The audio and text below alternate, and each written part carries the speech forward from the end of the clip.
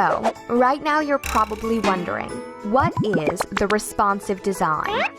Well, in today's world, internet is one of the most important forms of media, and the internet's mostly consumed using desktop computers, right? But wait, how about mobile devices, smartphones, and tablets? The share of internet usage on these devices is growing every day. In 2011, mobile browsing took a share of about 11%. Last year, it was near to 25%, and the prediction says that this year, it can actually overtake the traditional desktop browsing. So what do all these numbers mean to you?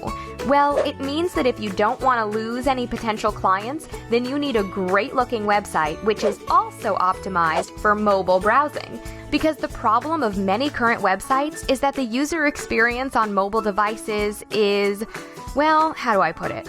Terrible. And that's a mission for responsive design. Responsive websites respond to the screen size of the device you're viewing it on. So instead of creating different websites for different devices, your responsive website rearranges the elements to fit any screen. So you'll get more happy visitors, which also leads to more happy customers. Interested in responsive design? Want one of those responsive websites for your business? Well, that's something we can definitely help you with. Contact us today.